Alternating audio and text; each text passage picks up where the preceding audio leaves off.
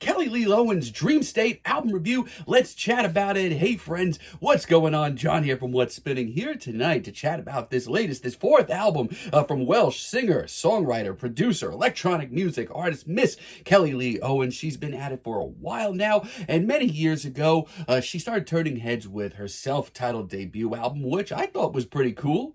Between the minimalistic beats to the very dreamy vocal performances to this album's experimental tendencies, this album to me was undeniably hip. But shortly after, in 2020, she followed that up with her Melt record. Now, in 2020, she followed that up with her Inner Song album, and honestly, I thought it was okay. Don't get me wrong, tracks like Melt and Jeanette absolutely pack some heat.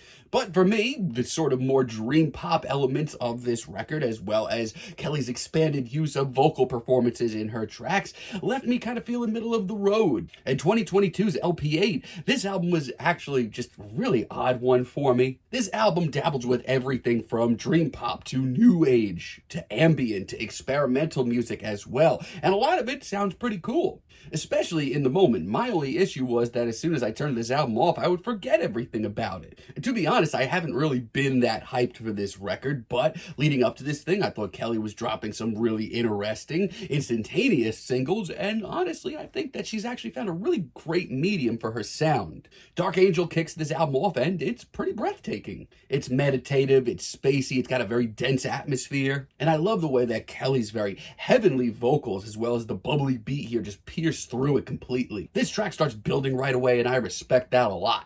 And overall, I just feel like this is just a really great sound for Kelly. Not only is it spacious and progressive, but it's also got some really breathtaking and kaleidoscopic moments as well. This ambience is just so easy to get lost in. Instantly, this is a reminder of just the great things that Kelly can do. This album's title track, Dreamstate, is very bubbly, very full of life. The intense array of shimmering synths behind Kelly, I don't know, that's just a sound that really takes me back. The way that this track builds, one layer after another, progressing very slowly, but definitely doing so, and the repeated mantra of dream state, it's really impactful. And by the time that this beat does get up and running, I'm absolutely lost in it. And let me tell you, keep that seatbelt buckled because this album does go places as well. Like Love You Got, for example. This was one of the big singles dropped from this record, and it's probably my favorite track here. A lot of these tracks, this one included, are sort of these hypnotic experiences. The way that this beat builds and sort of teases the drop, it's actually pretty exciting. This, to me, is exactly the medium of where Kelly should be. And yeah, it may be the most pop-centered track here. It may be the most pop-centered track from Kelly that I've ever heard, but it works. Not only that, but it comes off oddly timeless, and I respect that. We also have Higher, which is one of the dreamier cuts here, but my God, I love this vocal performance so much. That bubbly beat, once again, also just starts building from the word go. I respect it. It's so pristine, it's so beautiful, and Kelly's vocals sound right in the right place. And by the time that this track reaches its kaleidoscopic conclusion, I am blown away and completely lost in it. Rise is one of the more dream pop oriented tracks here, but even that is done better on this album. Mostly because the production on this record is so good. I mean, the soundscape that Kelly put together on tracks like this, it's impressive.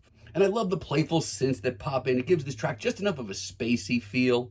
And everything about this track just sounds so good. So far, I mean, she's been on a roll. Now, I don't have a lot of bad to report, but there are a few tracks where she does drop the ball in a big way, and it kind of brings me back to where I was feeling about her a few years ago. Like, for example, Ballad, in the end, one of the singles from this album, this one actually gave me some worry. I mean, her vocals are absolutely heavenly, and this atmosphere is still pretty pristine. But I'm sorry, my friends, this track just doesn't progress at all. This gives me a lot of her LP8 vibes. I mean, this track, yeah, it's nice while it's on, but good luck remembering anything from it. And Trust and Desire, as a finale, my lord, this is really dropping the ball here. This is a very weak finale. That's really just bringing down my score for this album in general. Honestly, this shines a lot of light on a lot of the issues that I've had with Kelly's past music.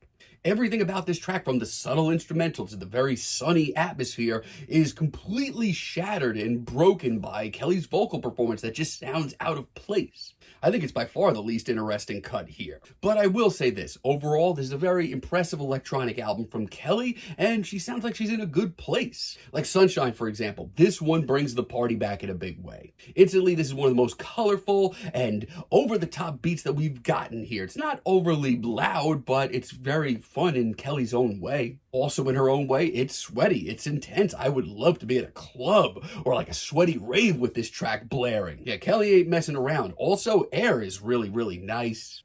This one's one of the more loose cuts here. Kelly absolutely lets this one breathe a lot. It's got a big bassy groove and this serene atmosphere that is so impressive. And no, it's not as bombastic or as big sounding as other cuts here.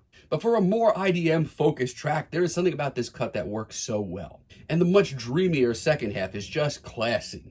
And Time 2, late in the album, it's probably my favorite deep cut. This track has this icy wall of synths that almost gives this track like a Julie Cruz Twin Peaks flair. Throw in a minimalist beat in the background and you've got a recipe for something delicious. The synth work on here also is just so cool. I hope we hear more of this sound in the future. Honestly, I think this is one of Kelly's better projects. I probably would say this is probably her second best, right after her self-titled debut record, which is still probably my favorite thing she's done. But this is really interesting work. This shows her, I feel like, finding a great medium with vocals in her music. The production on this thing, the soundscape she puts together are usually pretty impressive. Not only that, but the beats are colorful and she just sounds like she's in a really good place. I just hope she takes a couple more risks in the future and ones that pay off as well, because the sore thumbs on this record sadly are pretty damn sore. But still, I'm feeling a very strong 7 on this album. But let me know what you all think down below. If you liked the video, be sure to give us a like, give us a subscribe, and let me know down below what you would like for me to chat about in the future. And until next time, have a great day, friends.